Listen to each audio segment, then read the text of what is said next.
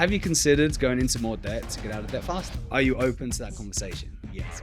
The guy fucking don't know what he did. He guided me. Long story short, I asked my mum for cash. 3.5 months later, I'm out of debt.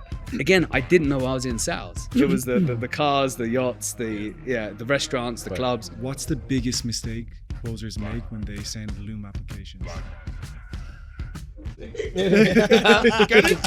Here we go. All right, guys, we have a very special guest on the podcast today. We got the gayest man in high tech. As if I got all these buttons open. It's like, my missus always like, just do your fucking buttons up.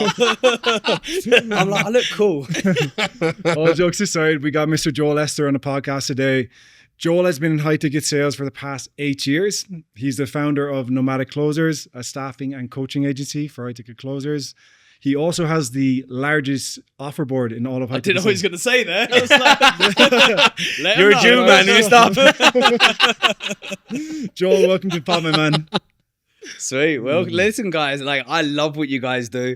I've seen other people on your podcast and everyone comes on and has a really good time. So I'm looking just to have some good laughs with you and share some really, I've got some videos that I want to share as well. So That's just cool, wait till you see what we're going to share. Fire. But no, thanks for having me, guys. Of course, man. We spoke a bit in the Uber on the way over. You've lived like 8 different lives. So take us a little bit back to us a little bit of your story and how you got into where you are now. Shit, how far back do you want me to go?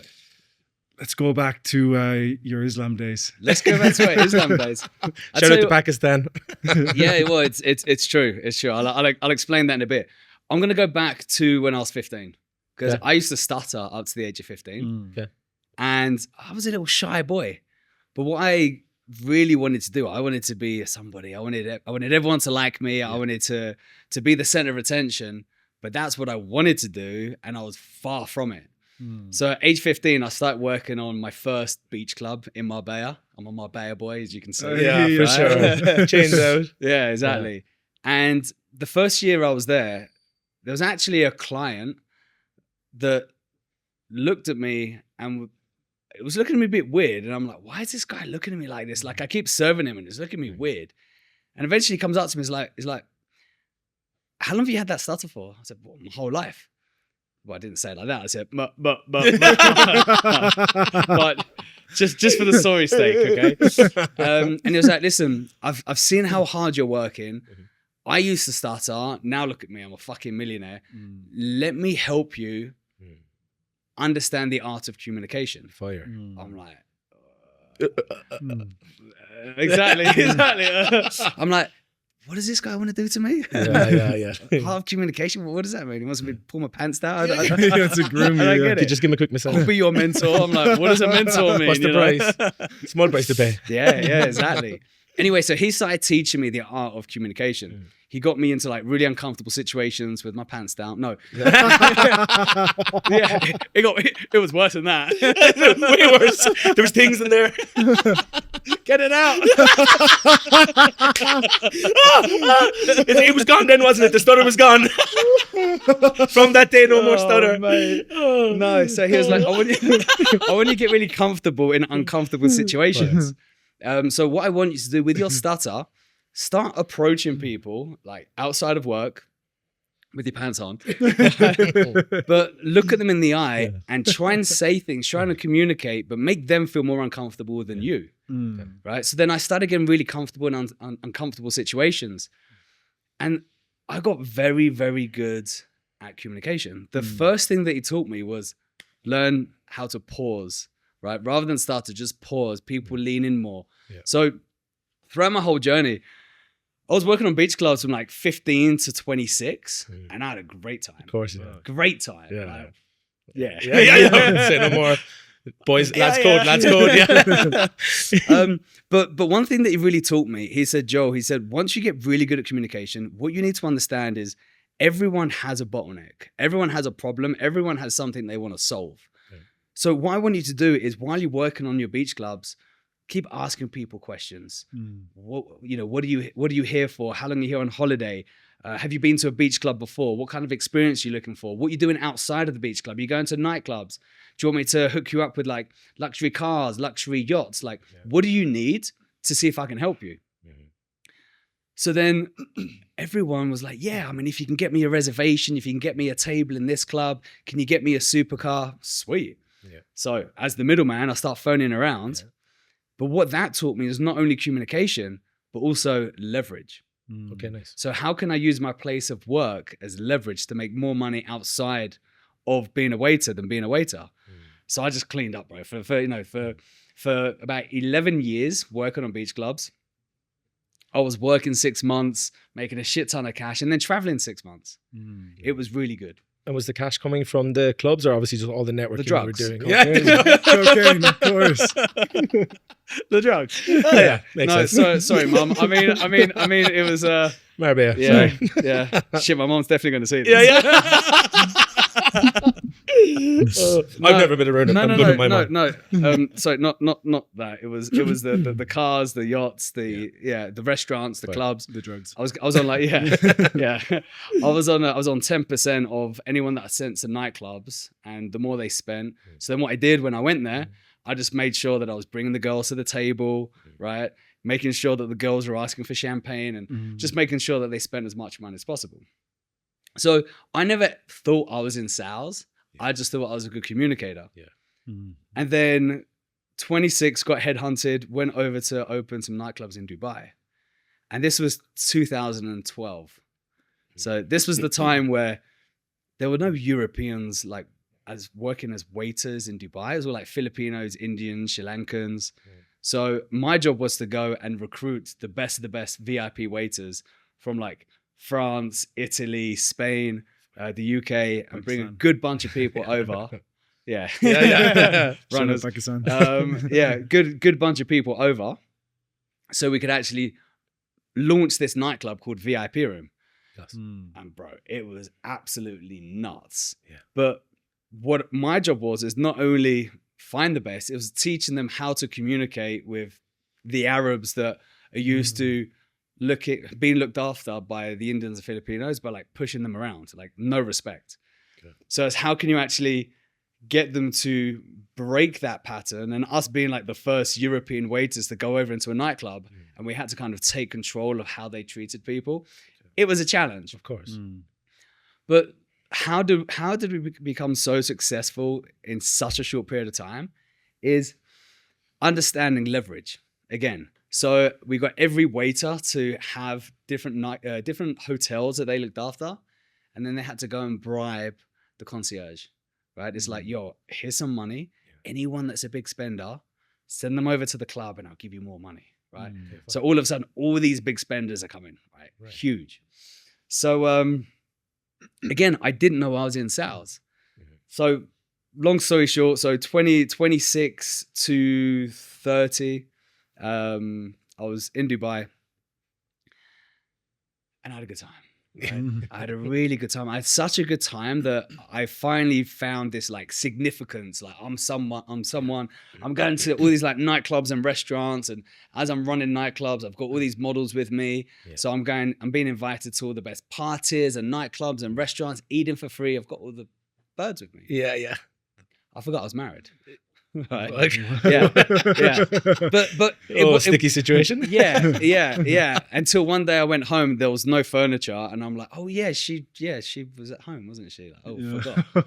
It's because I was chasing something that really wasn't me, and I lost myself, bro. Like it was all this. I need this. Now everyone knows me. When I forgot that I had what I thought I wanted, it was gone, and that was a shock. That was a shock to the system. So I'm like, fuck. Like, there's no one around. Like, everyone who I thought were friends, Gone. no one's here. Gone. Yeah. So I'm like, oh man, like this is no good. And I sold everything. I was buying a brand new suit every 2 weeks. Had the car, had the watch, had everything that I ever wanted, and I was just lonely, bro. Like no one around. I'm like, this is fucking good, isn't it? I worked my whole life working 16, 20-hour days to get to this, and I feel like shit. So I'm like, okay, I need to kind of reinvent myself. Why do I feel so shit? What do I want to do? So then I left Dubai. And don't ask me why, I went vegan. Cleanse the soul, I think, is it? Like the last job I did before leaving Dubai, I ran a steakhouse, right? Called Gaucho. I don't know if you know Gaucho from the UK, from London. No. Yeah. So they had a Gauchos in Dubai, and yeah, I was there for 8 months eating steak every day, and then just all of a sudden, I just like, fuck it, I'm going vegan. Yeah. Shit idea. Psychedelics. But what I did there, I went back to the UK and I opened a chain of vegan restaurants, had a vegan meat factory, earning millions a month. COVID happened. Of course. Yeah. Lost everything. Again. Mm-hmm. Had to move back in with mum and dad. Fuck me, that's a big hit. After living a fucking great life. Yeah. I left home at the age of 17. Yeah. What was rock bottom for you? Because you had a couple moments. What was that for you? Rock bottom was realizing that everything that I thought I wanted and having, I was at my loneliest point. I couldn't have real conversations. Yeah. Everyone that I met in nightclubs weren't real because they go to nightclubs to escape from something. Yeah, for so sure. I lived in that escape world. It wasn't real. It was like virtual reality. And what was it when you actually wanted to speak to someone, actually make a genuine connection, just wasn't there? Is that what it was? It's when I went home and my wife was no longer there. Yeah, of course. And I'm like, oh shit, I need to go and tell someone what just happened. And you couldn't. No one there, no one gave a shit. No one gave a fuck. Yeah. Fuck, crazy. Yeah. And then back to mama, what happened then? That was tough. Of course, bro. It's like, although mum and dad love you and you've got a relationship, it's like, they forget that you've lived away for so long and you're always going to be their baby boy, right? Yeah. So, where you going? What time you home? Do the dishwasher. Do your fucking beds. Make your bed up. Yeah, exactly. Make sure you wash up. Like it was nice. It was nice, but it was tough. So I thought, fuck, like I'm so used to just living this life. I can't do this. So I thought, I need to do something. What is it? Scrolling. And it's a guy drinking a coconut in Bali, right? Yeah. In an infinity pool, right? Hey, yeah. Have you ever thought about living location free, Yeah. financially free? Why don't you book on our calendar and we'll see how we can help you? I was like, fuck yeah. Yeah, let's do it. Booked on the calendar, got sold into a marketing course, and it was a pile of wank. Right? Yeah, of course. How much was it? It was only $500, and then I got upsold into $5,000. Yeah.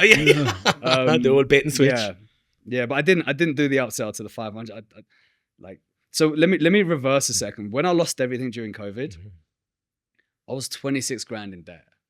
And I'm like, fuck, how can I actually get out of this situation? I can't really ask my parents.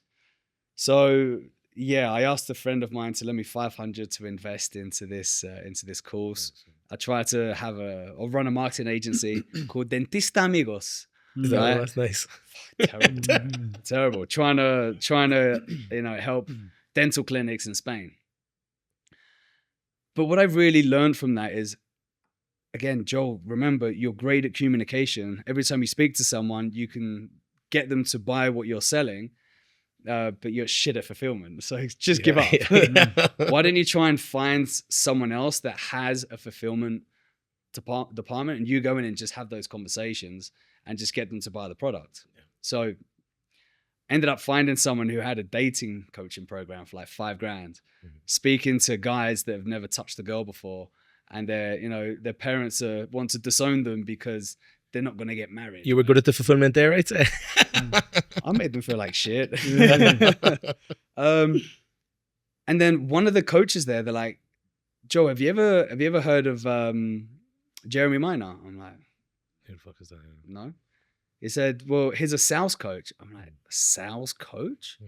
What's a sales coach? Right? Literally, what's a sales coach? And he's like, well, it's someone that can help you understand a script and a framework so you can actually have conversations, guide someone, and then get them to buy. I'm like, but what's wrong with my close rate? They're like, but do you want to make more money? I'm like, yeah. Obviously. Jump on is doing a 3-day challenge. Why didn't you go through and see if you like his structure? So for the next 2 weeks, man, I'm on every single one of his videos, grabbing all his free content, finding other sales coaches, grabbing free content, mashing it all together. My sales got worse. I was like, what the fuck's going on? Like, I'm great at communication. Now I'm learning sales and it just doesn't work. obviously they don't teach you everything for free, right? Yes. They teach you like the basics, but they don't teach you how to like gel it together and use it. So it's like, fuck it, I'm gonna book a call, and then what I'm gonna do, I'm gonna listen to the closer, and I'm gonna listen how he pitches, and I'm gonna really try to understand Good idea. how he does it. Yeah. So I booked a call, and it was Bill Walsh. Oh Jesus, you're Billy fucked. Boy. Oh, Billy Boy. Right?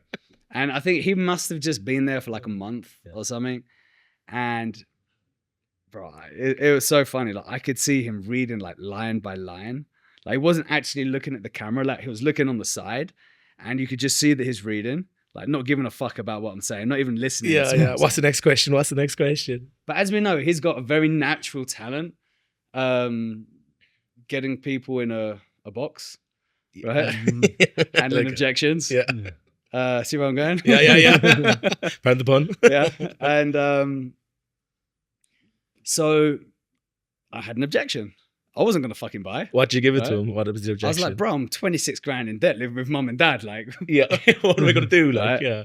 Which is quite funny because he sometimes mentions that in public. He's like, Joel, don't forget I was the one that helped you when you I was actually living with think mum you and told dad. me that story. It must have been yours, yeah. What was it? You actually read something about the objection box with someone who's in 26k debt and went into more debt to get out of debt. That's it. That's it. That's fire. That's unbelievable. That was years ago, bro. That was me. Yeah.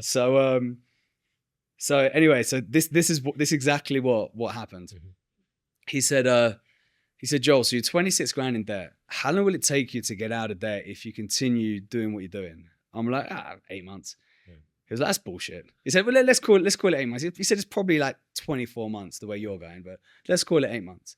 If there's a way to get out of debt faster, would you want to have that conversation? I was like, fuck yeah, let's go. Of course, yeah. He said, have you considered going into more debt to get out of debt faster? I was like, well, you're that fucking was idiot. you. Yeah, yeah, I told you that, man. Yeah. It was me. Right? That's crazy. I was like, no, why would I do that? He said, no. He said, if there was a way, I'm not saying do it. If there was a way, are you open to that conversation? Yes, bro. The guy fucking don't know what he did. He guided me. Long story short, I asked my mum, my sister, and my blind uncle for cash. 13 grand invested. I'm in. 3.5 months later, I'm out of debt. That's insane. So absolutely insane. Insane. Absolutely insane. Well, we just pure locked in for those 3 months, nothing but work. Nothing but work. Nice. But I think how I advanced more than most people that went in is I understood the fundamentals of communication. Yeah. Of like body language, tonality, cadence, speed, volume, emotions behind what you say. So I think I had an advantage. I just missed an actual structure. What do you think most sales trainers get wrong about sales training? They teach their way. Or the highway. Yeah. And they teach their way, which is the only way, which is not true. I think where most sales coaches go wrong is they teach what works for them, but it doesn't particularly mean it's going to work for you. So what we do when we teach our students is, okay, doesn't matter what framework that you've got, rather than me giving you a different framework, first of all, let's try and figure out who the fuck you are. Like, who are you? What's your true authentic self? Yeah. So once you understand who you are, okay, well, how can you get whatever fucking framework you have, whatever script you have, now I want you to turn it into your unique style. So why are you asking this question? How would you ask this question? What are you looking for? Whether it's emotions, whether it's words, like the reason why we ask questions is because it's like planting seeds. We're watering it with the questions. We know exactly the answer that they're going to give if we ask this question. Correct. And then from the answer, what is the next question to get the next one so we can start gelling them all together? Once you truly understand the power of creating your own script, your own style, go and fucking teach others. Because if you see the learning pyramid, right? I think it's like you only retain 5% by lectures and then 10% by reading, and it goes down.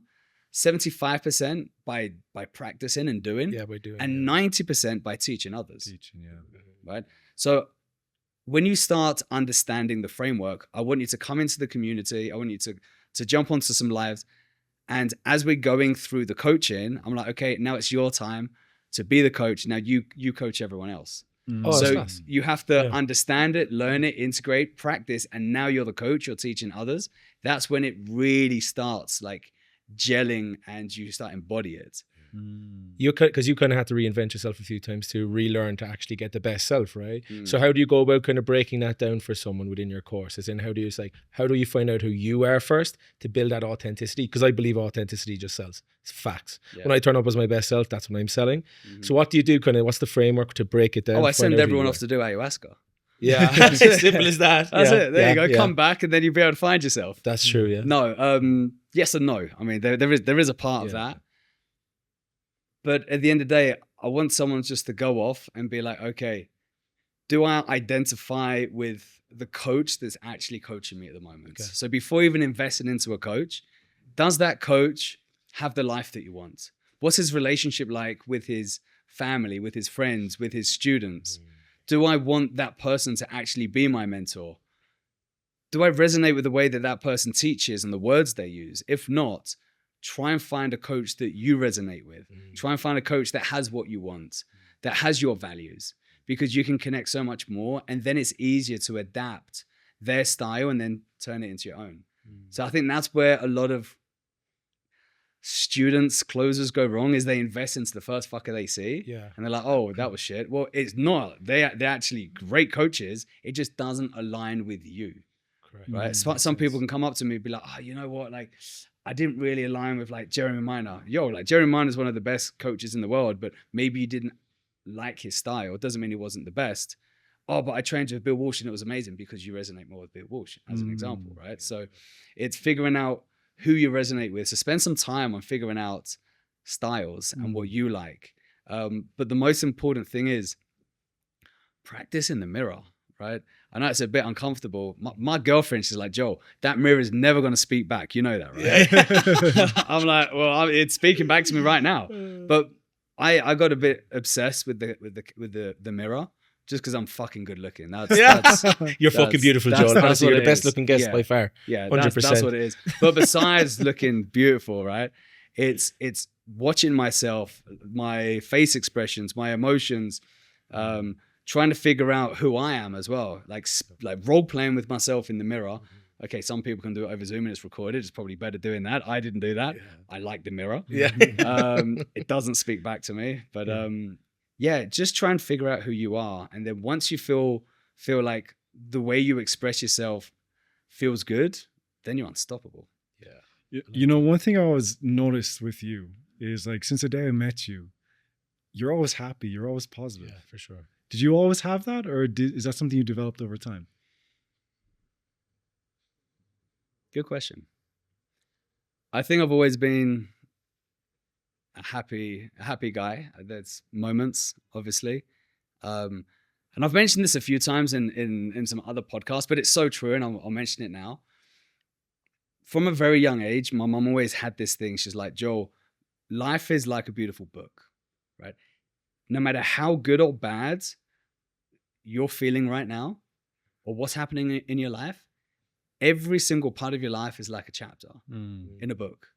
All you need to do, you turn that chapter and it's a brand new chapter, brand new page, and it's blank. You're not going to go and read the past chapter. Who does that? You're not going to go and move forward because there's empty pages, just one page at a time. So no matter how bad a situation was or how good it was, you turn the page and you start from zero. So like, no matter how bad things get, you just turn the page and then you start. Love that, man. So I've always had that. But if I fast forward a little bit, as I started learning about closing and not communication, at this point, I'm now in Bali. I've left mum and dad's. I've started making cash. Nice. I was making more money than I've ever made in my life. And it was weird. Like, I remember this one time, I've got my phone, I'm laying in bed, and I've opened my bank account. I'm like, yo, payday. I've looked at it. I'm like, nothing's changed. Like, I've just seen like the most ones and zeros I've ever seen in my bank account, and actually kind of cried with just being lost. Like, there's no fulfillment here. Like, what the fuck?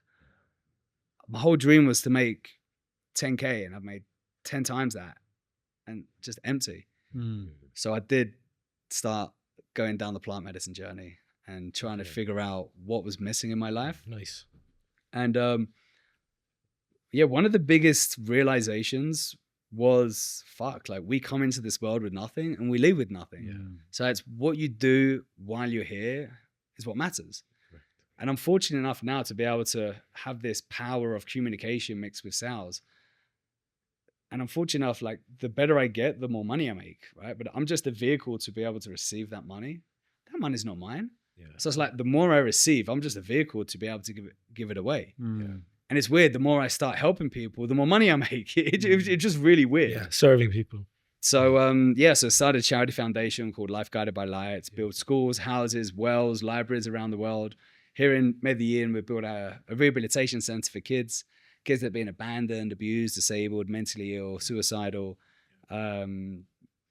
Girlfriend works there full time now as a volunteer, which is incredible. She's a psychologist. And that's what I'm trying to do. It's like, hey guys, it's not just about sales. Like sales is just a vehicle, but what are you going to do with that money? I'm going to help mom and dad. Okay, but what else? And I think there's one important factor that I always ask in interviews, right? So if I'm speaking to a closer and I'm like, why are you a closer?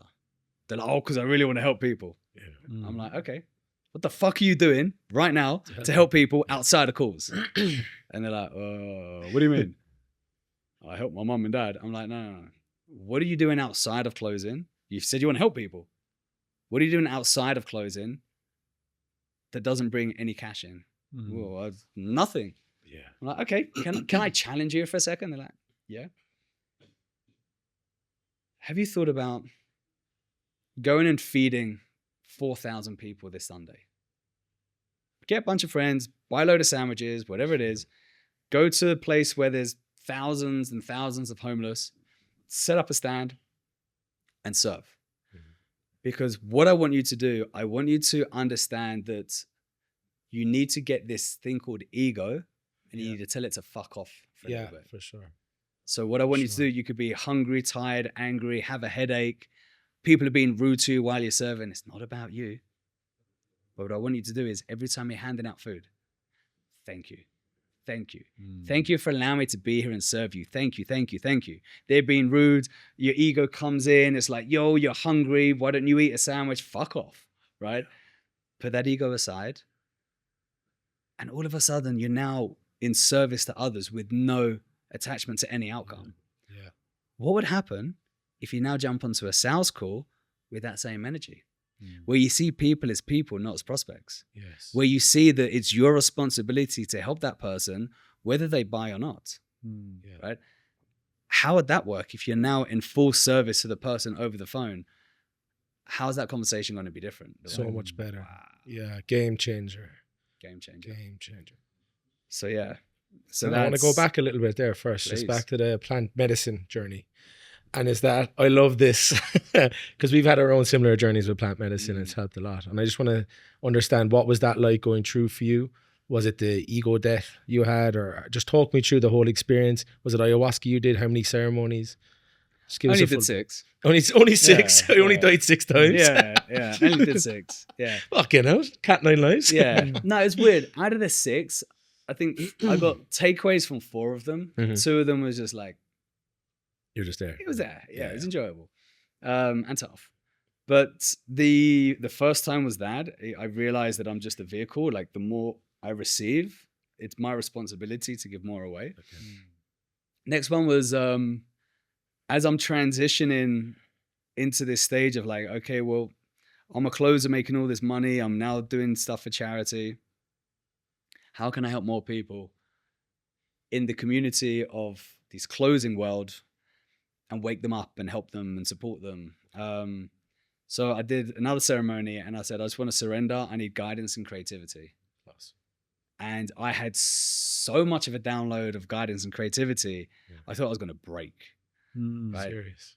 But one of the shamans there introduced me to an NLP coach. She doesn't like labels. I don't want to say NLP, but it's that's what it was. That realm. Yeah. It's funny, like I paid her for 10 sessions and I got what I needed from session 1. It was nuts. Wow. But I think a lot of people that go down these plant medicine journeys and experiences, they don't have an integration coach. So it's Yeah. like a great experience, but okay, it was a far, memory. Correct. Yeah. What are you doing to integrate what you learned? So as this one time that it just became so much, I had my integration call, and all of a sudden everything just made sense. I'm like, yo, I'm actually having memories of what happened. And there was one memory of nomadic closer, right? Like you're a nomad, you're a closer. Yeah. And then the other one's like, don't forget you're a vehicle to help more people. You're a master connector. Like Yeah. you've done it your whole life. You've gone from stuttering to now being an incredible connector, that you make money by connecting people. And I'm like, that's it. That's it. Bingo. Recruiter. Bingo. Let's go. Right, let's go. So that's when I started Nomadic Closer 2021. End of 2021, beginning of 2022. And completely stopped closing and just focused on recruitment. And then all of a sudden it's like, wow, I'm helping more good closers land better offers, and I'm preventing bad offers landing on good offers, or bad offers with good closers. And I just wanted to bridge the gap.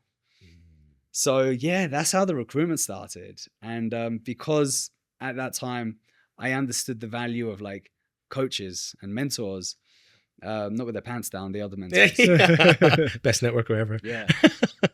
And because I was a master connector, in my mind, it's like, well, how can I go back to my past lessons and use leverage? Yes. Nice. So I'm like, yo, let me start buying other sales coaching programs where I can meet more closers, use that as leverage, and then be able to place them with business owners and get paid for it. Beautiful. So whatever I do in life is like, how can I use my place of work as leverage? And this is the massive, like missing gap with so many closers, is they just think, oh, I'm going to close and make money. Fucking hell. Like there's some months where I make more money by connecting people than my own business. And closers can do the same, but they just don't know how to do it. Yeah. So it's like, okay, well, how else can I help closers? So that's what we're in the process of doing now over the last month and a half. Is yes, we fully into recruiting, closers, setters, CSM, sales managers, but we're also now helping closers make more, be more, and do more. So trying to create a community and giving back. So that's where we're at. Love it, man. So I guess on the topic of recruitment, I had some closers send me questions. One of them was, what's the biggest mistake closers make when they send Loom applications? Here we go. So I'm actually starting a podcast called Roast the Closers. Let's go. Yeah. Starting today. And the reason why is because, where do I start? I'm getting all excited here. Woo! Give it to him, Joel. It's funny because I just came back from a mastermind in Nashville, and there was a lot of closers there, businesses that have seen my face around, and they're like, I love the way you roast closers. I It's love so it. funny. Closers come up to me, they're like, man, like I love the way you give your feedback. I'm like, oh, how did you receive like my feedback? They're like, I just love the way you grilled me. I'm like, so people actually enjoy being grilled? And I'm like, if I think about it, all the successful closers that we've placed, we've grilled, right? And they've come back and they're like, thank you for the grilling. Yes. The ones they've that learned. don't come back shouldn't be in the fucking industry, Yeah. right? So what do we look for in a Loom video, in an intro video? Is that the question? Yeah. Biggest mistakes. Because I got really excited when you said biggest mistakes. Biggest mistakes first, and how they can rectify biggest them. mistakes. There's one thing that's happening at the moment. I don't know if you've noticed, but like the younger people, right? Slightly younger than us. Yeah. They have fucking broccoli hair. Have you seen that? Yeah, it's Yeah. fucking cat. What's man. that about? At least they have hair, though. You know. TikTok bros. It's just the two of Bro, us. can you see through with this? No, light? you're all right. You're good. You're good. You're good. I forgot to put my Hanging spray on in by the today. thread with a thread. Yeah, so I'm gonna try and give a bit of a longer answer. So what closers don't realize is their intro video is their pre-interview material. Yes. What business owners or recruiters or hiring managers are looking for, they're like, before I actually press play on this fucker, what I see in this box, do I want them to represent me and my brand? Yeah. Do I want That's them 100%. to be able to hold conversations with with the prospects. Will the prospects respect them by the way they look? What's their background like? How do they present themselves?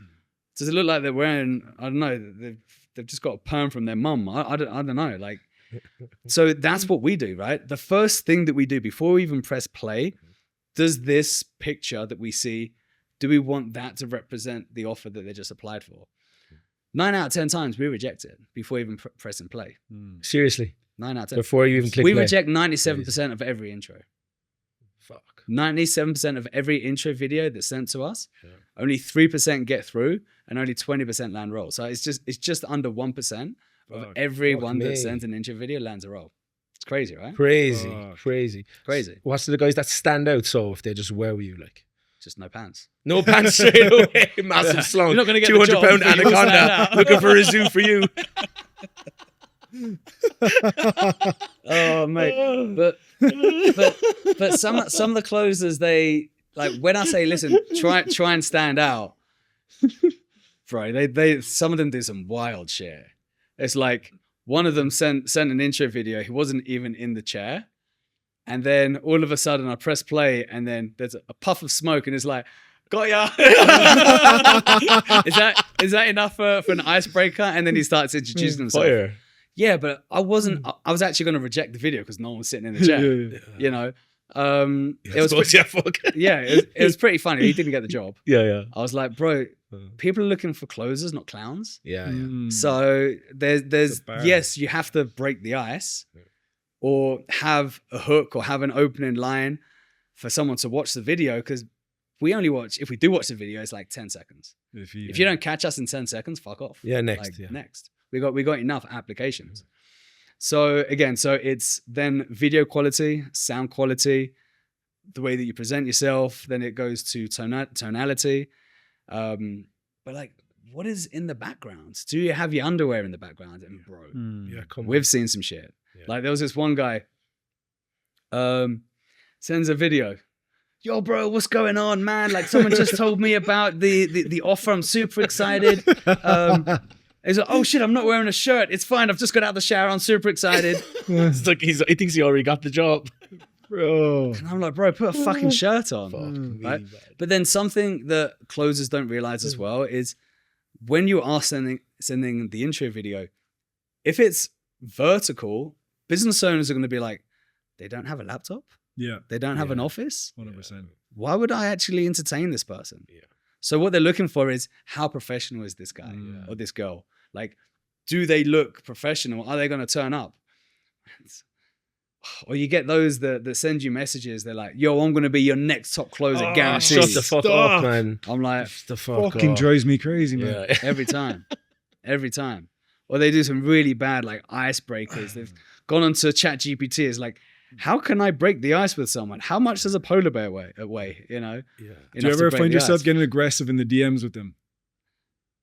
Bro, let's read out some sauce if you got it, man. Yeah. Oh, mate. The thing is, I get 400-500 messages a day, so I'd have to go through. I think there's a bit of a preconceived conception too about our industry, where it's like, it's a got. scam, it's a joke, it's not that serious. We can drink on the beach in Bali and make money. It's just such bullshit, man. People are making more money this than there are doctors. Yeah, it's you know crazy. What I mean? People don't take it to that level of seriousness. That's what it is. You could change your family's life. You can change a lot of other people's life if you take it very fucking seriously. You know what I mean? Yeah. I think it's a joke. What profession is there? You don't have to go to college for X number of years. It's only hard work and dedication. You can invest in a course. Some people don't even do it. Within like 2-3 months, you can be making 20 grand a month if you're good. You just got out 26K dead in 3 months. 3 months. Insane. And was making money. You obviously have to live as well, right? On that, actually, because I think there's a myth as well, right? So I think obviously we're all great closers here. We've done really well for ourselves. Thanks, Brian. You're welcome. What percent of closers actually make 20 grand a month? I saw somewhere it was like 1 to 3%. It's true. Yeah? It's true. Yeah, it's crazy. 1 to 3%. Yeah. And you hear, the thing is, those guys that make over 20 grand, like, they fucking tell people, right? So they blast it all over social media. They're the ones that's posting. So obviously that's what you see. But what about the other fuckers that don't make it? It's crazy. Yeah. So what happens is people jump onto an offer and they're like, oh, well, the top closer at the moment isn't making more than 10 grand. I'm going to bounce. It's like, hang on a minute. How good is that top closer?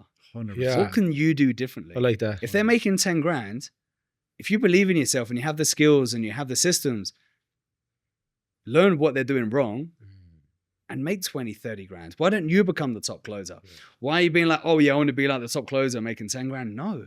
Exactly. And that's where people go wrong. Yeah. Or like on our job board, if someone sees OTE 10 grand, they're like, nah, next, I'm not going to apply. That's what their top closer is currently doing. That's why they're hiring us to find a good closer. Like, we're not going to say, oh yeah, you can make 20 grand because it's never happened. On the offer, yeah, you're On not the offer, lying. because they've had really shit closers. That's why the business owners have come to us, recruitment agency, to find good closers. That's what people don't realize. Now we do put an OTE, which is like what does the average closer make on the offer? It doesn't mean you're going to make that. Yeah. You've got a great opportunity, knowing that you believe in yourself and your skill sets, to jump on and prove everyone that you can double, triple, quadruple. So That's what's missing. how much is the average closer actually making? Yeah. I would say average close is about 8 grand. 8 grand. Yeah. I'd say it's I'd less. say it's less, man. I'd say I'd like say it's 4. less. Yeah. Yeah, just looking at the bigger offers we've been on and stuff, most people are middle of the pack. What Yeah. percentage You know. of closers are unemployed? Most of them, bro. Most of them, right? They're making out there making their own offers. We're hating on the industry right Yeah, now, no. but it's the truth. It's the truth. Yeah. Yeah. Yeah. There's not that many Most- good closers out there. This is the issue that we're facing. So this is why we've created a community where we teach people how to do an intro video, how to apply for roles, how to handle, interviews, what to say on interviews and beyond. Because what's happening is 99.99999% of every sales coach out there teach you sales skills, but that's it.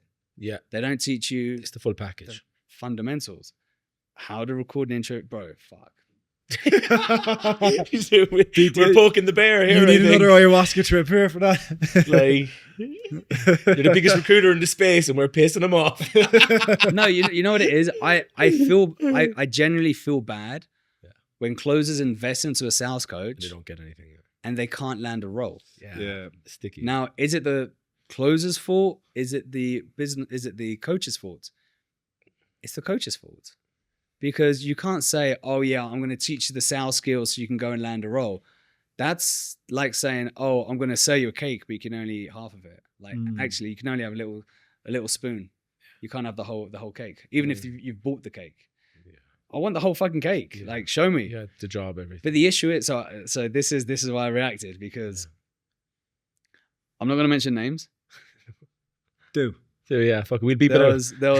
There was an English sales coach that sent me an intro video because he knew that I'm looking for a Brit for an offer. He was like, oh yeah, here's one of my top guys that I'm hiring, that I'm coaching. Sends me over the intro video, and at the same time, that closer sends me an intro video on WhatsApp as well. So I've looked at it and I'm like, bro, obviously I knew who his sales coach was. I replied, I was like, bro, who the fuck is your sales coach? He was like, oh, X. I was like, and he told you to record an intro video like that? Jesus. He was like, yeah. I was like, bro, I'm so sorry, but it's shit, right? I actually said, it's a really shit intro video. Look at your hair, look at your background, you look like shit. Like, Go to the gym, you're fat. I went off, right? Get on the peptides. So then I sent a voice message to the coach. I was like, bro, I'm not even going to ask for permission. I'm going to tell you what it is. You can't tell your fucking closers to send intro videos like this. Yeah. It's terrible. They're going to get rejected. Oh, but I never had an issue applying for roles back in the day. Back in the day, it's so different now, man. We live in a trust recession. Yeah. Like, that's what people don't realize is what worked back in the day doesn't work now, right? Everyone's been screwed. Business owners have been through so many closers. They're absolutely shit because of the coaches not teaching them the right way. So how can you stand out? It's like, oh, bro, like, nah, don't talk to me like that. Like, I know what I'm doing. It's always worked for me. I said, well, maybe that's why you're a coach now, because you can't fucking get a job. You know? So I do think it comes down a lot to sales coaches need to wake up and be like, hey, we even volunteer to go into other coaching programs and be like, can I come in and roast your closers, right? I want to come in. Like, let me explain what they need to do for intro videos, how to find jobs, how to do your interviews. But let me come in and let me roast them for a little bit. Because the best lessons I had. So going back to Bill Walsh for a second, there's two big things that he really helped me with. One is, have you considered going into more debt to get out of debt faster? Thank you. Yeah. Killer. The other thing was the only thing I learned from the objection box when I was in there, because I was on B2B and he was teaching B2C. So it didn't work. B2C, I'm sure it works, but not for what I was doing. As I'm doing role plays, I'm a happy guy, right? Yeah. So I've always got this smile. And he said, Joe, he said, you're a good closer. He said, but why the fuck are you happy all the time? Like, you can't jump. You're just depressed off his tits. Yeah. It's like, you're making me feel uncomfortable. Well, that's my not fair face, you little bollocks. Yeah, exactly. Be miserable with me, So it was like, you can't go into objection handling, or you can't go into the consequence or the cost of inaction with a fucking smile on your face. Yeah, and true. I'm like, oh, that's a good point. So I think those two lessons really, really helped me to then kind of understand a lot more about how to use the right tonality. So there's 5 different types of tonality, or I call them the 5 vocal types that you need to understand. Is like, what's your speed of speech when you're on a sales call?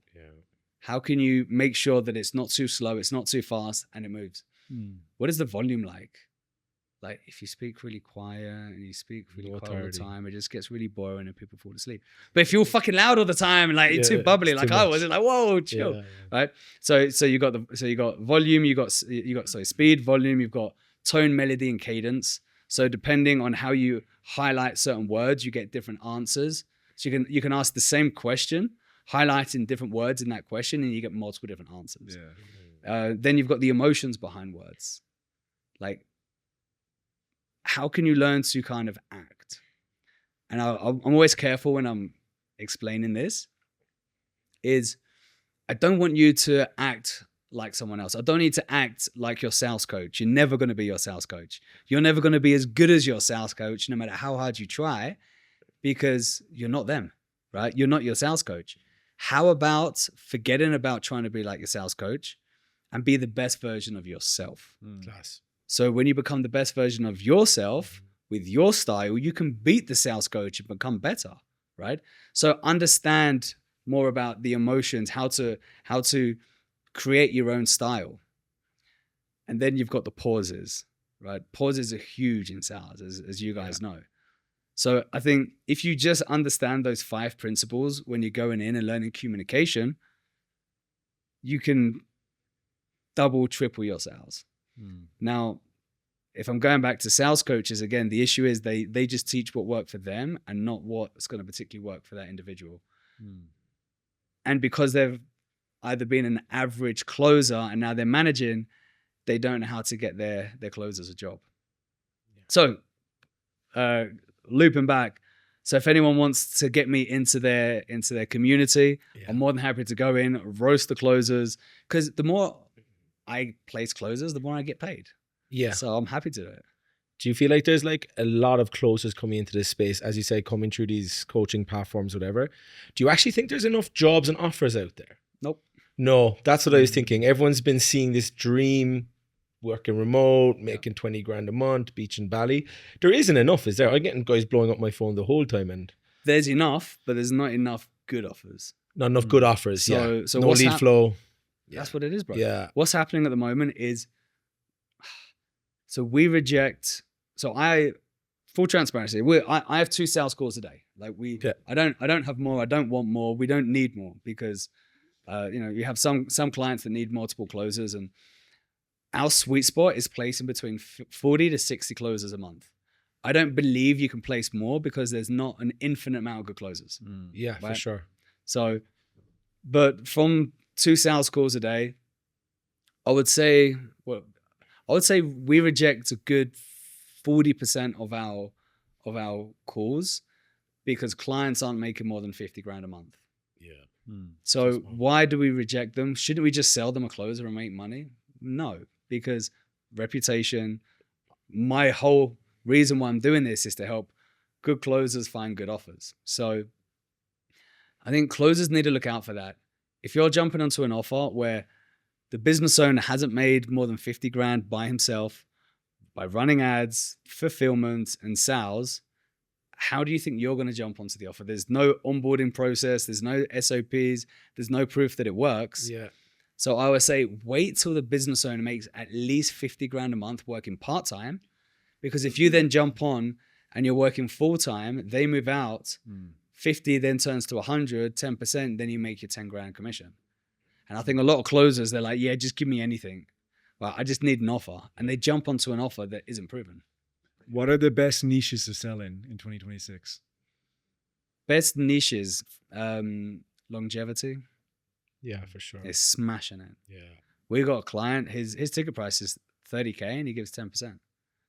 Right? Nice. Super cool, super qualified. You're speaking to investors, B2B, really cool offer. AI, marketing agencies, lead gen still working really well. Yeah. You know, it's You always need it, man. It's always needed. It's always a needed. different type of closer that needs to deal with these type of clients. So also, if you are a sales coach and you're telling your student, oh, I've never sold it, but my style works for every offer, it's not true. No, I don't think so. It's not true.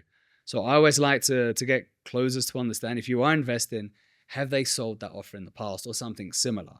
And if they haven't, are they honest with you? Listen, I haven't sold that, but I've sold something similar and I'm confident I can help you, but I just want to let you know, right?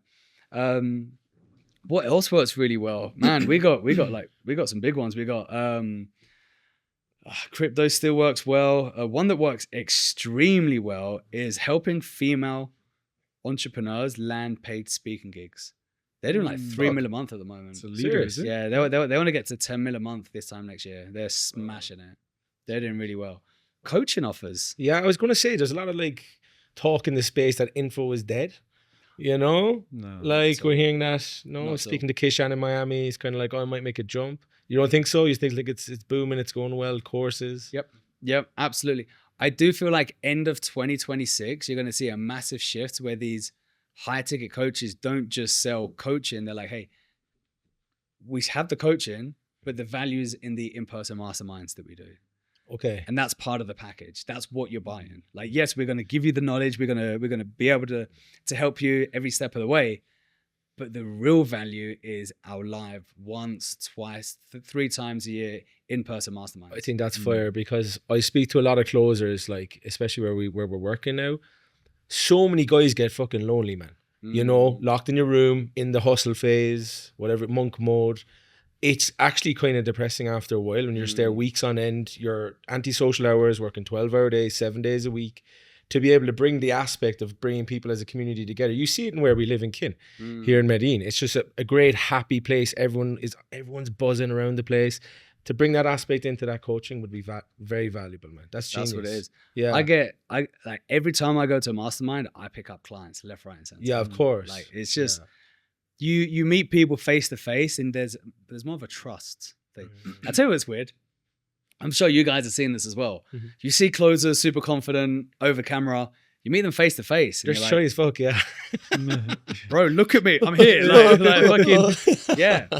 But I get it because it's a generation that's just used to like working behind a laptop. Yeah. They don't know how to socialize. Yeah. Their social life is online. They're scrolling. Like it's like, no. So what we're doing in our community as well, I host in-person masterminds once a month.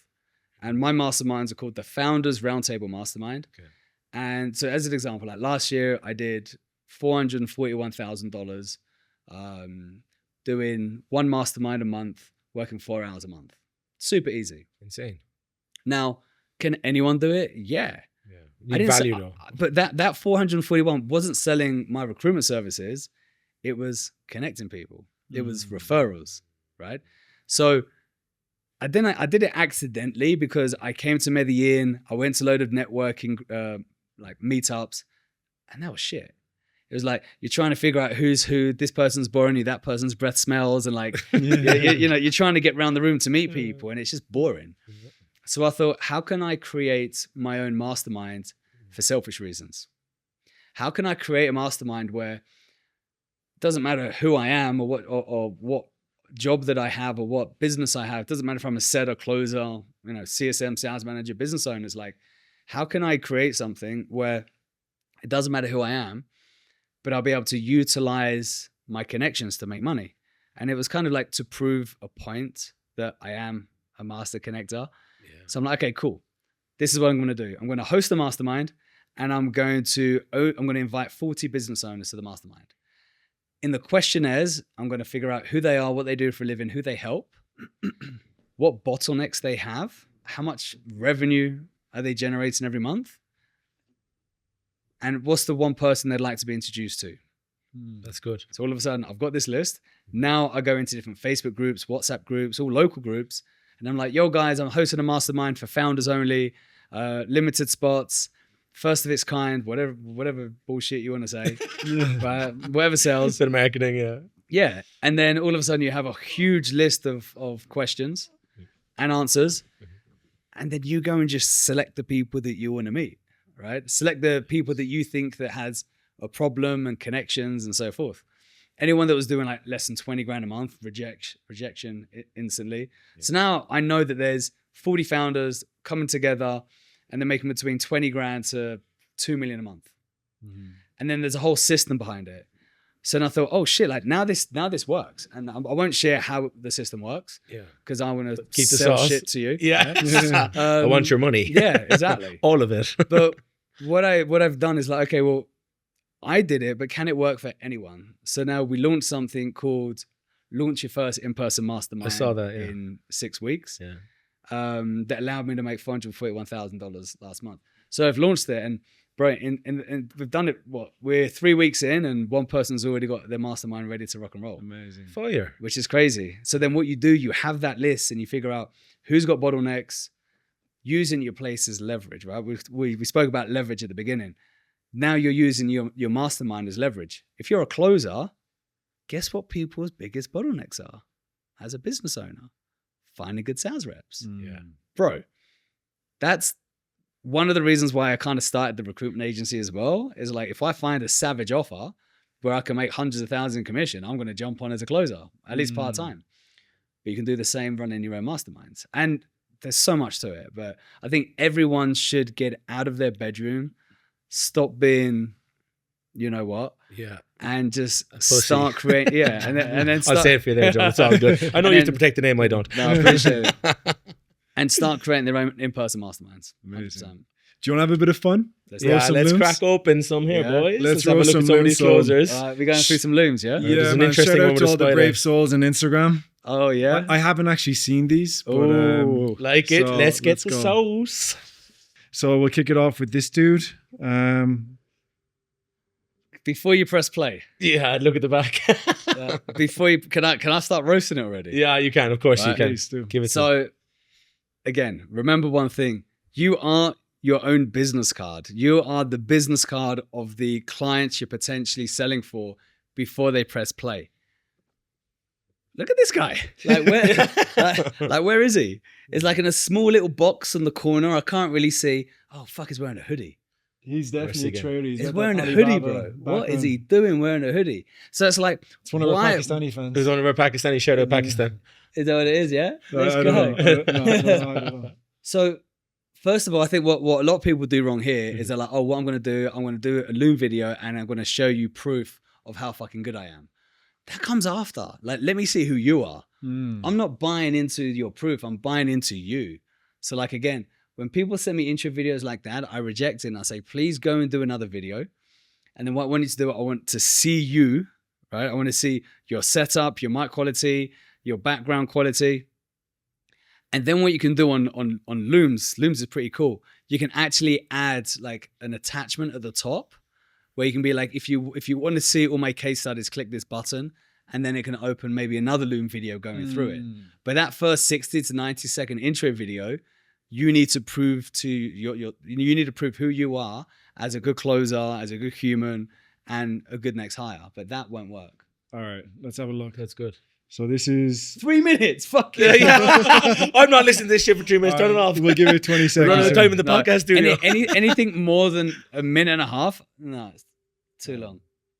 Right, what's he got? 1 or 2 minutes, I'm going to show you exactly why I think I'm such an insane fit for this fitness offer. Now, on this trip is Overconfident. Yeah, too much. He suppressing something. invested into sales training. Something is we get one of my calls reviewed by the man himself, Joel Elster. My name's RD, I'm 22 years old. He has confidence, the way that he speaks. He's confident. What does matter is the traits that I've developed. Shredded. Yeah, fairness to him. Yeah, Good it stuff. looks Okay. fantastic. Fair play, man. Yeah. Shout out, bro. That's good stuff. Smash it in high ticket sales. I know how to stick to the trenches and to do the same thing over and over again for an extended period of time. Nice. Now, this is one of the main reasons why I'm such an insane. I'm bored now. Yeah. I don't, I'm bored, need, yeah, I don't want to I don't need sit- to watch anymore. No. Yeah. no. Like, I would give that guy a chance just because of his confidence. Yeah. Right? But I'd get him to redo that video. And don't wear a hoodie. Yeah. Like, The hoodie looks terrible. And it doesn't even show the physique he's showing off, right? no, exactly. He's leaning in too much, is too overconfident. So, yeah, I think there's a lot of things there that needs to be fixed. All right, cool. Let's go, dude. Thank you, sir. Next one we have. Person to get fucking Sorry, I'm gonna go back run in. through. Just trying to be nice there. Yeah, I know. That was decent. All right. 2 minutes. Okay. We're getting closer. Oh, Jesus. Wait a Oh, minute. is he in a hospital? I think. Oh Bro, man, he's in a hospital bed. bro. I interviewed him today. And you said the same thing? Yeah, we're like, "Are you in a fucking bed?" Yeah. And He was yeah, sitting on his bed. Is he actually sitting on his bed? he was sitting on his bed. Yeah. Oh, my God. Why does he look miserable? Hey man, I hope all's well. So just a little bit about me to start off with. Oh, look at that shake. Oh, my. Pause that. Yeah, just a Shit. Bieber, baby. In the UK. Pause that for a sec. I've got my professional experience within. I feel like I'm seasick at the moment. Like, It's moving. Let's break this down, right? It looks like he's either in his bedroom or in a hospital. That white background is fucking terrible. That's brilliant. Click that emoji button. Laughing. And what the fuck's going on with your eye, man? You got to do the laughing emoji there. That's got to be clicked for sure. There you go. Click it a few times. yeah. I'll log into my account there. Give me 2 minutes. Yeah. How long does it go for? 2 minutes. Do it for 2 minutes. So background is an absolute fucking disaster. The other thing is, like, no offense to his eyes, it could be like that, but it looks like he's reading from a script. Yeah, I get that a lot in my So- links. Seeing his pupils. So We're what? just reading directly off. So it. what I would Let's just zoom in definitely next say is try and be yourself. What I would like, if you imagine you're speaking to a mate or a friend or a cousin, just speak to. But look at the jumper as well. Yeah. I think he's wearing his dad's jumper. Yeah, when he was training back in the Sweatshirt in the 70s US, or isn't it? something, yeah. Yeah, he doesn't look professional. Like, I wouldn't, as a business owner, I would look at that and I'd be like, I don't care what comes out of this guy's mouth. I don't trust him. He doesn't look professional. He hasn't turned up professional. He's wearing something that he maybe sleeps in. Yeah, I wouldn't even watch this. I'd reject it straight away. All right. That's right. The king has spoken. The king is smoking, brother. Fucking hell. Yeah, I actually interviewed him today. How'd he go? There was like 30 of us in there. Kicked him off. Yeah. Did you, yeah? Why, what Yeah. did he say? He was just like, I don't know if I put this in. Yeah. And he was- Straight up, yeah. He was just like, he was on his Don't bed cut or it. something. So, Do not cut it. all right. This is fun. All right. This guy said he really likes you and he respects you and he looks up to you. So, Yeah, Don't take be- that in consideration don't before you be start nice. grilling him. Okay, so the But out of love, he's gonna do it. So the first issue, let's have a look. There's so much wrong with it. What's that? The black thing, yeah. Don't tell me that's his mic. it must be the mic, Oh, is that's it? his Is mic. he zoomed in? His mic's bigger than him. Is he called Mike? Is it a statement? Three M's. Triple whammy. Yeah, I can't say too much because like that's how I first started out. Yeah, that's the thing, I had you a know. plant in Don't the be shitting on background. people because at the end of the day, people don't know. Yes, shit on people. Yeah, yeah, okay, Right. fair. But no, I'm not like. I wish someone would have shit on me back then, Yeah. so I knew what I was doing wrong. Yeah. But I started out like that. I had a plant in the background. I did have my mic like that. because no one told me what to do. I was wearing a shirt, so I get it. Let's press play. All right. Camera's wobbly. Cameras. How can people think, oh, I'm going to have a very wobbly camera and people are going to listen to me for the next 40 minutes? Yeah. It's just Ready for it? sickening. He's a certified closer anyway. So Hey, my name is Conal. I'm a certified IT closer. I want to help you close more people into your program. Obviously, that's Yeah. why you're fucking doing this video. That's the job. No shit. No Oh, shit. well, you wanted to come and clean my house? Job description. what's going on? Clean my Certified car? cleaner. I've always been a leader. I'm very ambitious, very Oh, driven. pause it right there. Hard work ethic. Hi, I'm a strong, motivated individual that likes to work under pressure. Fuck off. Right? It's stop reading from a script. Like Yeah. that's what I tell people all the time. I listen to that. You zoom in. Chopped I'm off gonna- his head. I'm gonna speak to him through the camera. Don't read from a script you made in high school, right? Don't read from a CV that you made in high school. Don't read.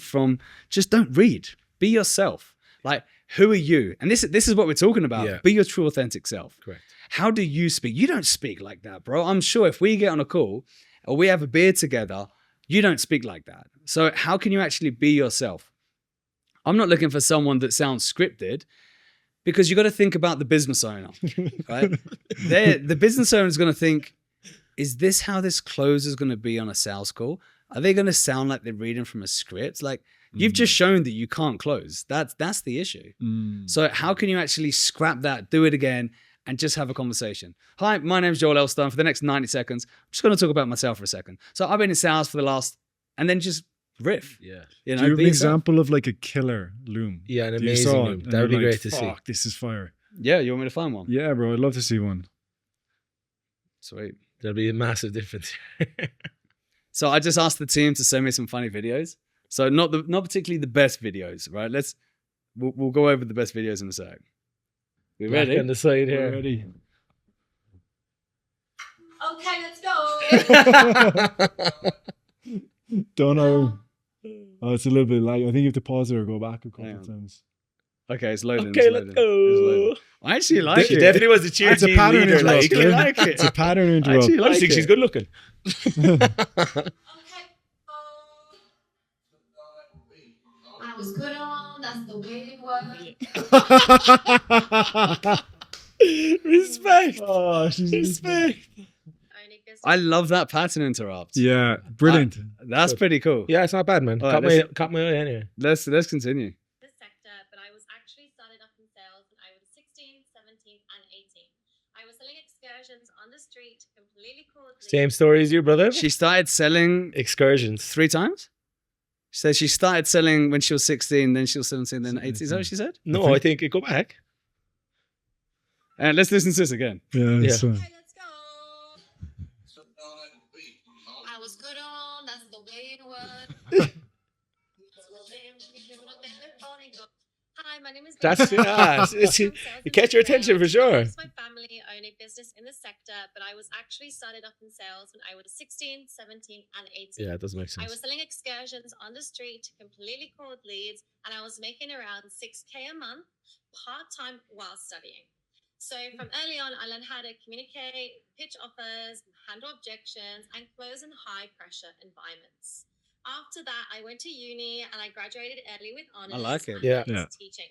Confident Within 2 out. years, I She's was not reading working off a a script full-time either. Job, managing 10 staff, 720 students, and 1,400 parents, Shit. which really developed my leadership, communication, Solid, and yeah. professional Savage. I've never seen that. That's actually a good Yeah. one. That's really cool. Okay, let's see what else. I want someone with like a real professional background. I want to see what that looks like. I had a lad send me one the other day. So I've got the staff sending, hey, we just found the dancing queen, party animal. Fire.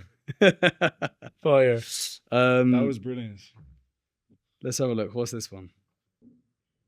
Oh, that's terrible. Look at that. Look how wobbly it is. He's definitely not wearing any underwear, is he? No, he's He's just chilling. he's definitely only got He's in a the swimming t-shirt dogs, on. boy. Just came off Damn, the that's BH. terrible. That's terrible. Cocks out. Right. So I did a post Yeah. and I said, hey guys, just send me some funny videos that's happened to you on sales calls. So this guy sent me this. This here is the appointment. We have diversified too. We are entering new markets too. So what that all the deal with you. Take my money, baby. Take my money. Go back there again. Go back to, and then we'll see it here, go right? back to the start there We'll see it again. here. This here is the appointment. We have diversified Like that. new markets too. So what that also we will sign the deal. Is that a smoking spider? That's like a Spider-Man. I want to be the Spider-Man. It's a kind of what is called Indian Spider, the local one. It's a local boy. It's a local spider. I don't give a fuck what spider it is. It's not that poisonous. It's not that bullshit. Yeah, I want to be Spider-Man. Fair play to him, though. Oh, mate. Fair play to him. Mate, I think this is part of like roast the closers, man. Bring it on. Like Oh, This was is- he the closer? Yeah. so yeah, you wanna see a good intro video. Yeah. Let me try and find one real quick. Because Yeah. with most intro videos, they get hired straight away and then they I just, want someone that you just didn't have to think twice about and you just boom, straight in. If you can find it fast, if not, there's no stress. all right, You know, you're just like, yeah, fire, love his energy. Boom, let's get him in. let's have a look. So How many of them is there? There's very few, is there? good intro videos, yeah. Fucking no. Yeah, not too many. So let's have a look. I want to be Spider-Man. And then he's like, don't worry, it's not that poisonous. only the poisonous. It's a local spider. Okay. Brilliant, huh? Professional, like he's Brilliant. obviously into just a fucking fucking little dungeon somewhere. Like, oh man. Okay, so let me go over a few that I've hired. So I don't know. Let's have a look. I know him. I fucking met him in Barcelona. Really? Yeah. Yeah, it's true. Yeah, he's a dating coach, isn't he? I'm not sure. He's a men's dating coach. Not sure, but the TV bind's a bit bent.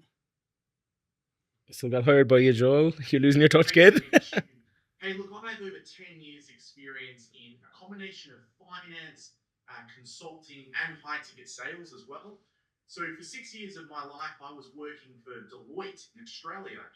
Yeah, I know that guy. Like Manager there. confident, knows how to speak. Like Yeah. that's what we really look out for. It's not that deep, is it? No, it's Good not lighting, good complicated. setup, good It's background, not complicated. natural. The bar isn't that fucking high, so Yeah. I had one, a guy sent me a video. His cats were fucking in the background. Do you, I swear to God. do you have it with you? Fuck, man, do I potentially? the cat's right away. I sent it to someone, right? I was like, can you believe this? Let's have a look.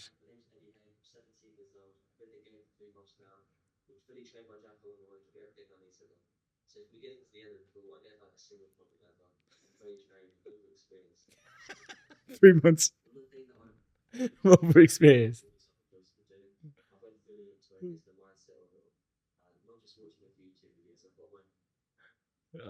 Is this for real? Yeah. Yeah. He's still legit.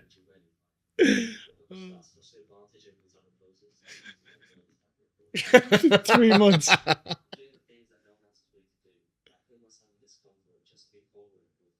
Anything in particular? I can't believe that you actually watch these whole videos. They're so Like, funny, it's though. so funny, It's so bro. funny. Brain comes down with about 5 new ones every day from us, which just stitches the two of us at lunch. Okay, yeah, you give me an idea. What I think what we need to do with our company is every funny intro video, we just need to tag it as funny, and then make sure we download it so we have it in file, and then we'll just share them. that would be Yeah. fire. Fire. Okay. See, Yeah. no, I'm glad we came to this podcast. I've got a couple of new ideas. Yeah. Just download all the good intro video, well, bad intro videos, Yeah. and then just make a file and just share them. Yeah. Brian has a new what's the new approach to hiring people? They can get an interview with you if they sing or something. Yeah. So I was telling you about this at breakfast the other day, right? Oh, it's The fucking Hunger Games style priceless. interview. Like, I started running them because I was on interviews and I was asking the normal questions and I was so bored. So this is so fucking boring. Yeah. And then they get on, I'm like, they're just shit, you know? Mm. So it's like, how can I pressure test these people? How can I put them through their paces? It's uncomfortable enough speaking in front of 30 people. So how can I make them do the most uncomfortable things? And I'm not going to share the questions we asked. I said it with some of you because some of them might watch. But yeah, one thing we do as well, we go around the room after they've done a couple of rounds. Pick a name. Who would you hire? Just name a name. Whoever gets the highest one, sing a song, brother. I'll put you through next round. Interview. And I have people like, me. And savage. It's a lot of fun. That's savage. I would not go through that. No, you'd be like, fuck off. That's crazy. That's fun. That's funny. That's entertaining. It's good fun. That's pure entertainment. I love that. It's good. At the end of it, every single interview we've done that, everyone at the end has said, this is the best interview I've ever done. That's crazy. Yeah. Facts. I think I'll start sharing some clips. And but it also shows culture as well. Yeah, exactly. For sure. Do you want to go in and be like a lone wolf and or do you want culture, community? Yeah. And especially if you're working from home, it's that lack of community, as you were saying before. Yeah. So many people are so used to like staying at home in their bedroom on their laptop, closing. There's no social life. Yeah. But how about if you turn your job into your social life? And that's what I've always done. It's like, hey, I socialize for a living. That's what I do for a living. So if they can start changing that mindset of like let me go back a second. So I remember when I first got into closing, I was still living with mum and dad, and this is like just still during COVID. And my mum was like, listen, like you're allowed to go out now. Like COVID's kind of just coming to the end. You can go out and socialize again. Like I was like, Mum, I'm socializing all day long. She's like, what do you mean socializing? I said, Mum, I've got a load of friends online now. And she looked at me, she went, Joel, it's not really social. Friends? Yeah. Online? Yeah.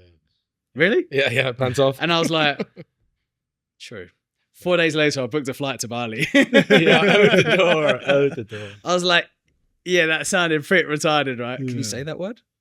Say what you want. Taking the piff, baby. Taking the piff. Taking the piff. I love it. Fuck. But yeah, I think maybe what I'll do, I'll send you guys some really good videos so you can share them as well, and some funny ones. Sick, man.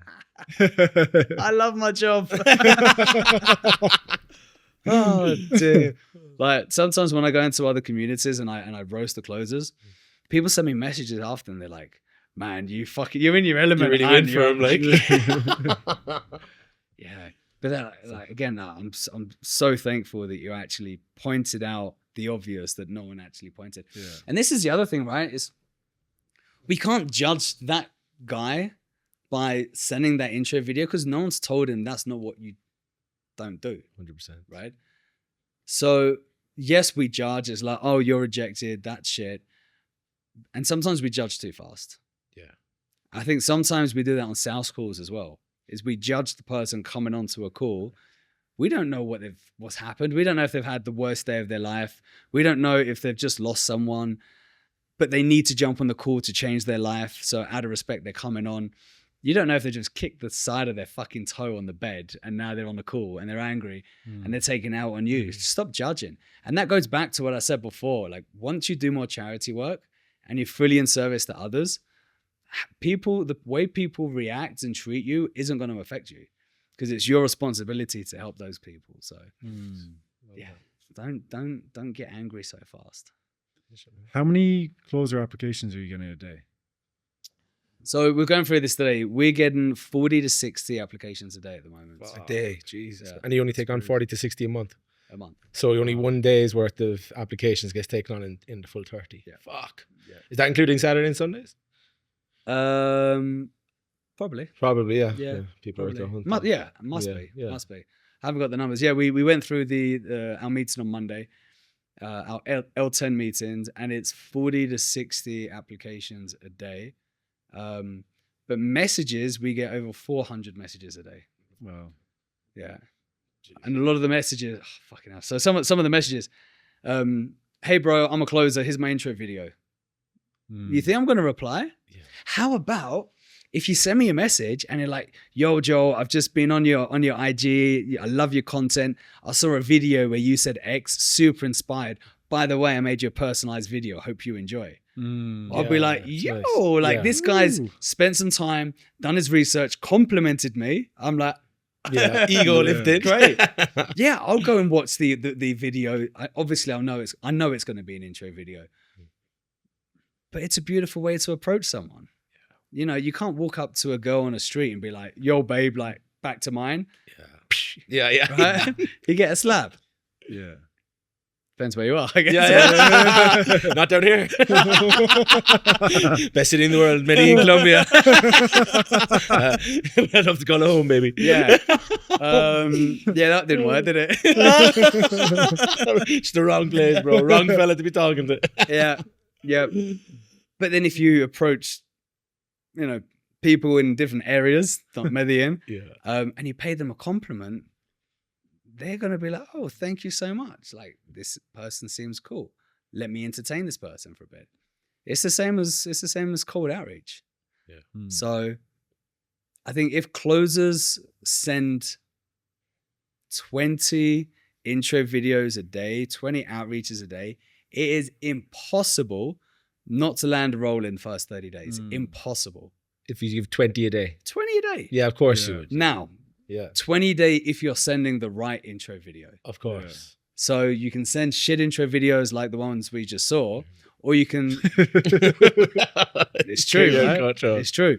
Or you figure out how to send a good intro, and it's impossible not to land a role. Impossible. Even if you have no experience, you have a good intro video, you'll land a role. Guaranteed. So you've had 8 years experience in ticket sales. You've seen it all. If someone wanted to come on and make 20K a month within 3-4 months, I'd tell them to go sell drugs. Yeah. It's impossible. Yeah. Been there, done that. It's not 20 grand a month. It's not that good. 20 in, 20 out. Yeah, exactly. Exactly. No problem. So yeah, if someone's new to the space, because you like so many new and experienced closers follow you. If someone wants to make 20 grand a month in 3 months, what's the fucking roadmap if there is one for some people? I'll tell them it's not possible. And I'll get them to prove to me that it is possible. Unsell them. Yeah, absolutely. Unsell, because if they have this high expectation of, oh yeah, I want to earn 20 grand, you have interviews and the business owners are like, so how much do you want to make? Oh, I want to make 20 grand in 3 months. They're like, well, I'm going to reject you. Going back to what I said, the OTE is 10 grand. The average closer makes 10 grand. So if you're thinking you're going to make 20 grand and you don't make it in the first month, you're going to jump off the offer, try and find another offer. You keep bouncing around. So forget how much you're going to make in the first 3 months. Just focus on your skill sets. Yeah. Focus on not making excuses. And this is what drives me absolutely insane, besides a lot of other things. Yeah. So, breathe, Joel, breathe. Closers have this great advantage that they don't have to pay for ads. They don't have to pay for a team. Yeah. They don't have to pay for fulfillment. And they're getting inbound leads booked onto their calendar. If they don't turn up, you've still got a fulfillment team. You've got, you've got a team behind you that you're not paying for, and you can go out and you can do some outbound calls. When I first started closing and I got out of debt in 3.5 months, I was working on an offer which was an e-com offer, 38 closers. And out of the 38 closers, I was always top 4. But the majority of the months, I always had the least amount of leads. They're like, Joe, how the fuck are you always like top 4 if you're getting the least amount of leads, but yeah, you're still top 4? What are you doing? I said, well, first of all, how many times are you asking for referrals? I asked them that. Never. Good. That's genius, yeah. I said, I ask for referrals on the call if they buy or if they don't buy. Yes. I don't say, hey, do you know someone that could be interested? Because that's a yes or no answer. I'm like, hey, who do you know that could also be interested in what we went over here today and you'd like to be on the same journey with it at the same time? Bam. I've got 2 friends, I've got cousins. Do you mind making a quick group intro and I'll take it over from there before you jump off? Bam. Done. Referrals. Yeah.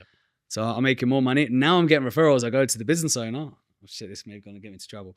I went to the business owner. I'm like, yo, if I bring my own leads and I had no setter and I close, can I make double, triple the commissions?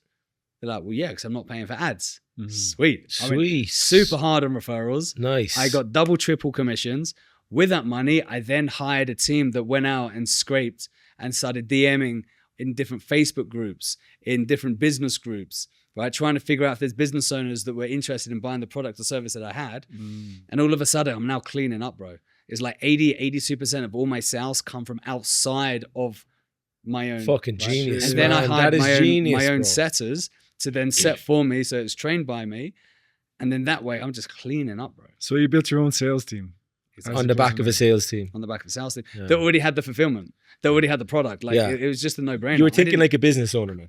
Like an entrepreneur. And that's the thing, people come in as sales rep. It's your business. That's your own business. Facts. You know what I mean? You come in, if you have to ask a fucking plumber, you know, when they come into the house, how to fix the toilet, you know, you're a business going into another business to solve a problem, which is the sales.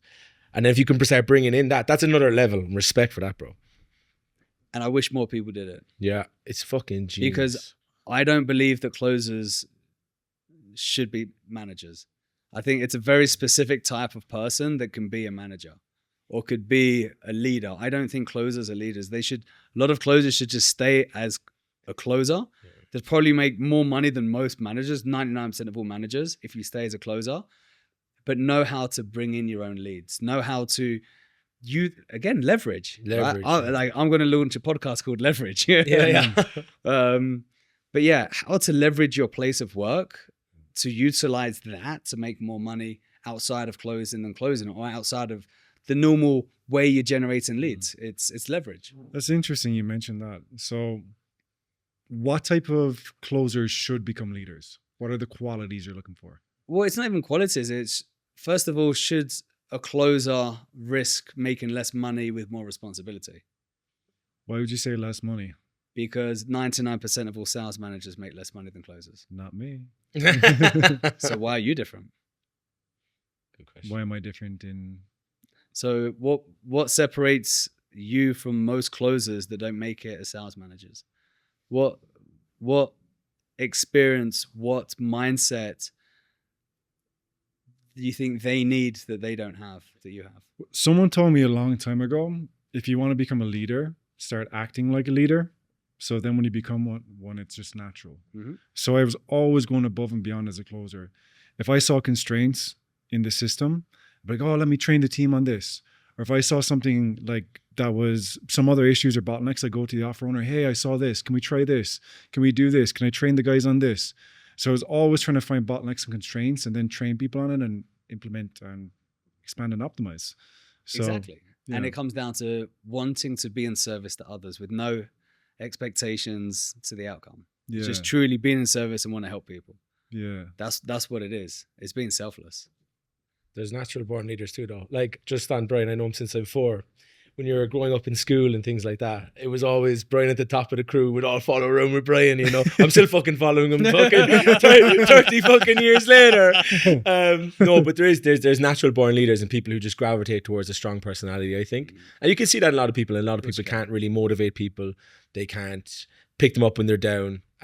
You listen to people when they're down, which is a massive trait to have. And a lot of closers are coming with more their external problems and coming in and you're kind of solving their outside life rather than this. And then, what happened? The sales went up. Why? Because your state's gone up. Right? So those natural qualities that you have obviously make you an awesome leader too, brother. Thank you, brother. You got to rep your boys. No, but it's true. I don't think every closer can lead a team. I don't think every closer should lead a team. And I think the biggest mistake most business owners do is promote their top closer as a manager. Keep your top closer closing deals. Yeah. Like, don't take them off the calls. They're happy doing it. I have so many people reaching out to me being like, yo, Joel, I tried being a sales manager. I tried building a done-for-you sales agency for the last 2 years. Get me back on the phones. I was making more money, less responsibility, less team.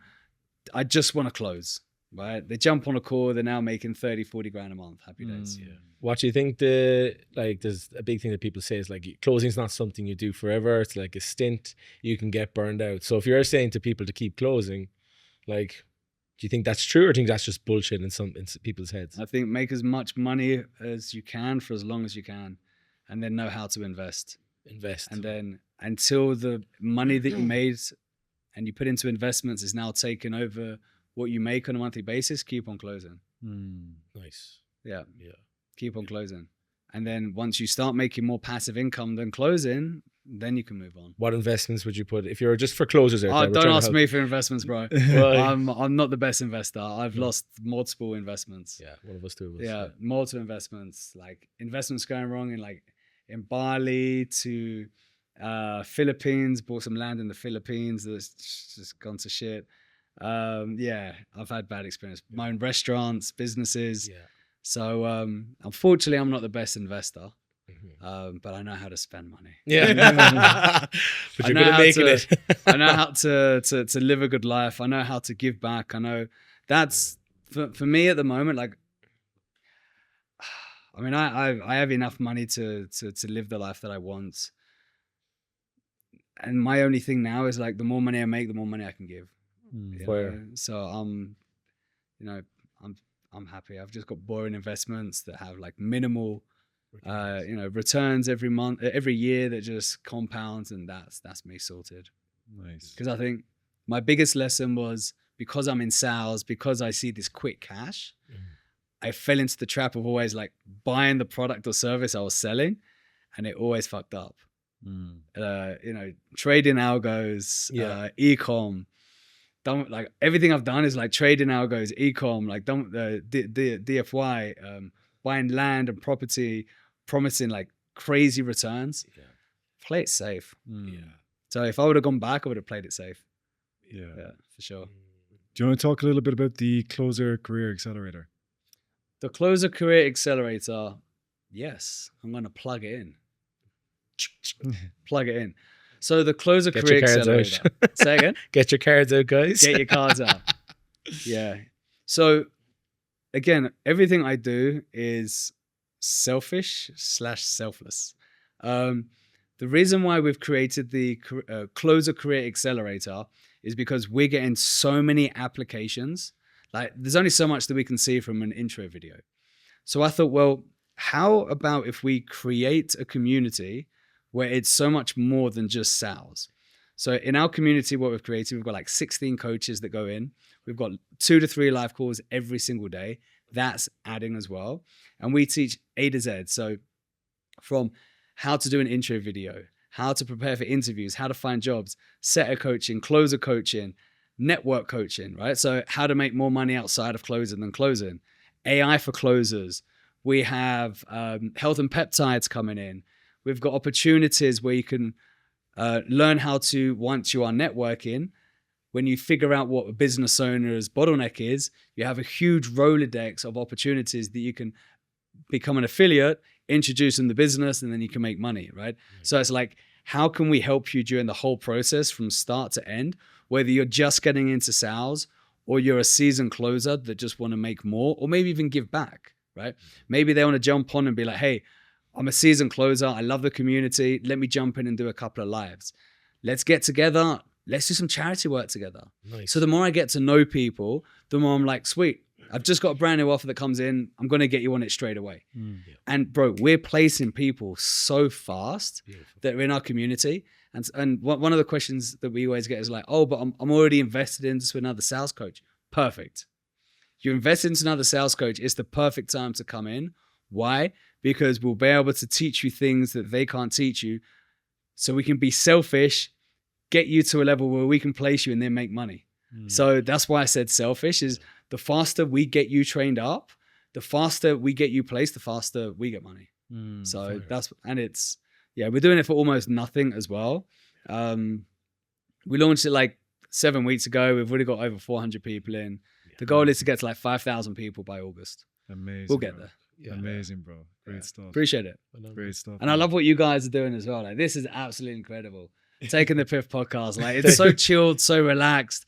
Everyone's being themselves, and I've been watching your podcast as well. And you've had some great people coming on, and you have a lot of banter. That's the main thing, man. Be yourself. Yeah. Taking And I the think piss. I've seen you on a chair. You fucking swing a lot, don't you? That's me, I think, is it? Huh? It could be me. Is it you as well? Yeah, I'm always like that. So are we allowed to talk about swingers on this show? With that note, We're gone deep. Awesome. Joel, where can people find you? So easy, Instagram, Joel Elster, Facebook, Joel Elster, LinkedIn, Joel Elster. In fact, just type in Joel Elster and I'll appear. Legend. Joel, thank you so much. Appreciate you, man. Cheers.